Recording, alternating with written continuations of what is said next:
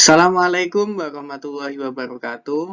Halo anak-anak kelas 7 Speniwa. Ketemu lagi dengan Pak Yusuf. Ya, oke, langsung saja. Hari ini kita akan membahas tentang kebutuhan dan kelangkaan sumber daya. Ya, kita akan membahas tentang kelangkaan sumber daya dan juga kebutuhan manusia. Oke, kita langsung lanjut. Nah, kelangkaan sumber daya. Harus kalian tahu, ada yang disebut keinginan, ada yang disebut kebutuhan. Ya, kalau keinginan itu sesuatu yang ingin dimiliki, namun jika tidak dimiliki tidak mengancam kelangsungan hidupnya. Sementara kebutuhan adalah keinginan manusia untuk menuntut untuk dipenuhi dengan alat pemuas kebutuhan atau barang dan jasa, dan ini mengancam kelangsungan kehidupan. Contohnya seperti makan, pakaian, dan juga rumah. Itu kan sangat penting ya untuk keberlangsungan hidup manusia. Sementara keinginan ini sesuatu yang kalian inginkan, tapi sebenarnya itu kalau tidak terrealisasi itu juga tidak apa-apa karena tidak mengancam kelangsungan hidup kita. Nah, selanjutnya kebutuhan manusia itu semakin tidak terbatas ya. Aneka ragamnya semakin banyak dan juga kebutuhannya semakin hari tambah banyak. Sementara itu, sumber daya alam ya terus-menerus digali untuk memenuhi kebutuhan manusia, sementara jumlahnya terbatas. Nah, ini yang akan menjadi masalah ekonomi ya, karena sumber daya alam yang terbatas. Nih, kebutuhan yang tidak terbatas, sementara sumber daya untuk memenuhi kebutuhan itu terbatas. Inilah yang akan mengakibatkan kelangkaan, yaitu situasi atau keadaan di mana jumlah sumber daya yang ada dirasa kurang atau tidak memenuhi berbagai kebutuhan manusia. Jadi, kebutuhan manusianya banyak, sementara alat pemenuh kebutuhannya terbatas. Ini yang akhirnya disebut kelangkaan. Oke, sumber daya atau faktor-faktor produksi. Sesuatu yang dipergunakan oleh manusia untuk memproduksi alat pemuas kebutuhan, yaitu barang dan jasa. Ini disebut faktor produksi. Bisa disebut juga bahan-bahan mentah, terus tenaga kerja. Nah, semua itu adalah faktor produksi dalam rangka memproduksi barang dan jasa. Nah, sumber daya dikelompokkan menjadi 4. Ada sumber daya alam, manusia, modal, dan juga kewirausahaan. Nah, sumber daya alam contohnya apa? Ada tanah, hutan, air, barang tambang, hasil laut. Itu adalah barang-barang yang dihasilkan langsung dari alam. Kelangkaan sumber daya manusia.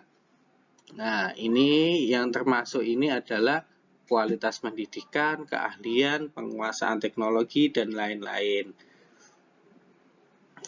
Lalu ada kelangkaan sumber daya modal. Ada uang, bahan mentah, gedung, peralatan, dan mesin-mesin. Nah, kalau itu langka juga akan berpengaruh pada proses produksi barang dan jasa. Lalu kelangkaan sumber daya kewirausahaan, yaitu kemampuan menggabungkan faktor-faktor produksi dan juga kemampuan menghasilkan barang dan jasa. Jadi, untuk mengolah ketiga sumber daya yang pertama, alam, manusia, dan modal, ini dibutuhkan sumber daya kewirausahaan. Oke. Nah, kita lanjut ya. Penyebab kelangkaan ada 3 ya. Yang pertama, jumlah alat pemuas kebutuhan terbatas. Ya, sebagai contoh, misalnya banyak orang di Sidoarjo ini suka makan pedes. Nah, tapi jumlah cabai ini terbatas. Ini yang mengakibatkan kelangkaan. Yang akhirnya juga membuat harga cabai melonjak naik karena kelangkaan tadi. Terus, sukar memperoleh barang tersebut. Barang itu ada, tapi tempatnya mungkin di dasar laut yang sulit untuk diambil. Nah, itu juga bisa menjadi penyebab kelangkaan. Lalu ada banyak pihak yang membutuhkan barang tersebut. Nah, barang itu banyak, tapi yang membutuhkan juga banyak. Nah, akhirnya kan kebutuhannya juga lebih besar dari barang yang tersedia, sehingga menimbulkan kelangkaan juga. Lalu bagaimana cara mengatasinya? Nah, ini yang pertama, efisiensi dalam menggunakan sumber daya. Efisiensi apa maksudnya? Penghematan, ya. Kita harus lebih efisien, hemat dalam menggunakan sumber daya yang ada, baik itu alam, sumber daya manusia maupun modal, ya. Yang kedua, penggunaan teknologi dalam proses produksi. Nah, dengan penggunaan teknologi, harapannya proses produksi ini bisa lebih cepat dan menghasilkan produk yang lebih banyak, ya. Dalam bidang pertanian contohnya, dulu produksi padi lebih lama ya, karena pakai alat-alat yang tradisional, masih pakai kerbau, terus ditumbuk untuk menghasilkan beras. Tapi sekarang semuanya bisa dikerjakan lebih cepat ya, sehingga distribusi padi pun juga lebih cepat. Lalu yang ketiga, menjaga kelestarian sumber daya alam. Nah, ini tantangan terbesar di Indonesia sebenarnya ya, karena sumber daya alam kita banyak yang terkuras, terutama hutan. Hutan kita sudah hampir habis, banyak yang dibuat untuk perkebunan dan lain-lain. Lalu juga ini air ya, banyak mata air terutama di Gunung Arjuna itu yang banyak yang mati, sehingga kebutuhan air bersih pun juga semakin sulit, sehingga kita harus menjaganya. Bagaimana? Ya, kita rawat alam kita, reboisasi dan lain-lain harus dilakukan. Oke. Faktor-faktor yang mempengaruhi kebutuhan manusia ya. Pada dasarnya setiap manusia itu mempunyai kebutuhan yang berbeda-beda ya. Yang mempengaruhi itu ada beberapa hal. Yang pertama, sifat manusia yang tidak pernah puas. Ini yang membuat kebutuhan manusia itu juga tinggi. Yang kedua, mata pencaharian dan profesi ya. Seorang dokter dan seorang guru tentu kebutuhannya berbeda ya. Dokter yang dibutuhkan ya alat-alat medis, sementara guru mungkin banyak ATK dan lain-lain itu ya. Lalu tingkat pendidikan, cara berpikir dan peradaban itu juga mempengaruhi kebutuhan manusia ya. Orang yang cara berpikirnya sudah tinggi, tentu barang-barang yang dibutuhkan kebutuhannya juga akan berbeda ya. Lalu tempat tinggal. Nah, orang yang tinggal di desa dan di kota tentu kebutuhannya juga akan berbeda. Lalu pendapatan. Orang yang pendapatannya tinggi dan orang yang pendapatannya rendah jelas juga akan berbeda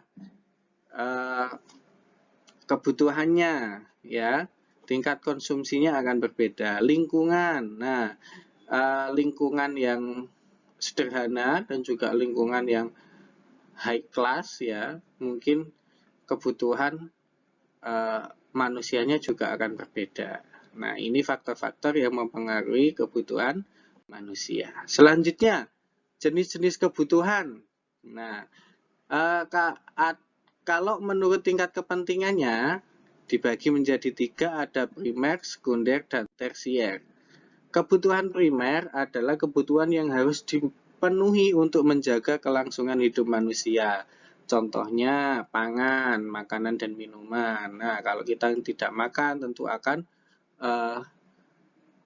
mengganggu kelangsungan hidup kita, bahkan akan mengancam ya. Pakaian juga sama, rumah juga seperti itu. Lalu yang kedua ada kebutuhan sekunder atau kebutuhan pelengkap, yaitu kebutuhan yang pemenuhannya dilakukan setelah terpenuhinya kebutuhan pokok. Nah, agar manusia bisa lebih baik, senang, dan beradab. Nah, contoh olahraga, hiburan, kendaraan, surat kabar, majalah. Nah, ini penting, cuman tidak sampai mengganggu kelangsungan, tidak sampai mengancam kelangsungan hidup manusia. Ya, ini disebut kebutuhan sekunder. Yang ketiga, kebutuhan tersier atau kebutuhan barang mewah adalah kebutuhan manusia terhadap barang mewah untuk meningkatkan status sosial, harga diri, dan gengsi di mata masyarakat. Nah, kebutuhan tersier ini lebih ke status sosial ya.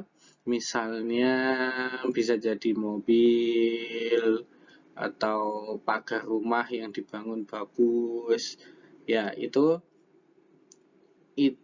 bisa kita wujudkan setelah kita benar-benar setelah benar-benar kebutuhan primer dan kebutuhan sekunder kita tercukupi. Oke, selanjutnya kebutuhan manusia menurut waktu pemenuhan. Ada kebutuhan sekarang dan ada kebutuhan yang akan datang. Nih, kebutuhan sekarang, kebutuhan yang sangat penting dan mendesak harus dipenuhi sekarang juga. Nah, contohnya kita sakit. Nah, terus saat hujan kita butuh payung. Jadi harus beli. Saat lapar kita harus makan. Ini kebutuhan yang sekarang harus langsung kita penuhi. Lalu kebutuhan yang akan datang, kebutuhan yang tidak harus dipenuhi sekarang, tetapi dapat ditunda hingga masa yang akan datang. Contohnya, keinginan untuk berlibur. Nah, ini kan bisa kita tunda. Ya, dalam artian misalnya dua hal ini terjadi berbarengan. Misalnya kita ada rencana untuk berlibur, tapi juga kita butuh saat itu karena kita sakit kita juga membutuhkan obat. Nah, tentu kita harus memprioritaskan yang kebutuhan sekarang yang tidak bisa kita tunda. Jadi, kita harus membeli obat dulu. Sementara keinginan berlibur bisa kita tunda terlebih dahulu. Kebutuhan manusia menurut sifatnya ada kebutuhan jasmani dan rohani. Nih, kebutuhan jasmani adalah kebutuhan yang perlu dipenuhi agar jasmani bisa berfungsi dengan baik.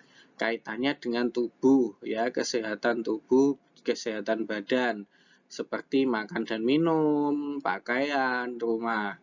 Kalau kebutuhan rohani, ini lebih ke persoalan jiwa dan mental. Ya, contohnya pendidikan, hiburan. Nah, memang ini sama-sama penting, cuman yang lebih urgent adalah tentu kebutuhan jasmani dulu yang harus kita penuhi. Lalu, kebutuhan manusia menurut subjeknya. Subjek berarti pelakunya. Ada kebutuhan pribadi dan ada kebutuhan sosial. Next, kebutuhan pribadi adalah kebutuhan yang harus dipenuhi berdasarkan selera atau pilihan pribadi, misalnya makan. Nah, kita kan kalau mau makan ya makan selera kita, ya kita nggak perlu bingung dengan pilihan orang lain ya, karena itu untuk memenuhi kebutuhan kita sendiri. Sementara kebutuhan sosial, kebutuhan yang berkaitan dengan kehidupan bersama. Misalnya TV. Nah, karena ini untuk kebutuhan bersama, mungkin untuk sebelum membeli kita perlu berdiskusi dulu. Ya, jalan raya, jembatan, dan penyeberangan. Ini juga bukan kita sendiri yang memakainya, tapi juga banyak orang. Sehingga penggunaannya pun juga harus berdasarkan kehidupan bersama, ya. Oke, dari semua kebutuhan tadi, tentu ada yang harus kita prioritaskan. Ini yang masuk dalam prioritas pertama itu tentu kebutuhan primer, kebutuhan sekarang, dan juga kebutuhan jasmani. Sementara setelah ini semua sudah terpenuhi, kita bisa memulai memenuhi prioritas kedua, yaitu kebutuhan sekunder, kebutuhan masa datang, dan juga kebutuhan rohani. Nah, setelah ini juga sudah selesai, sudah berhasil kita penuhi, baru kita menginjak ke kebutuhan tersier, yaitu kebutuhan barang mewah.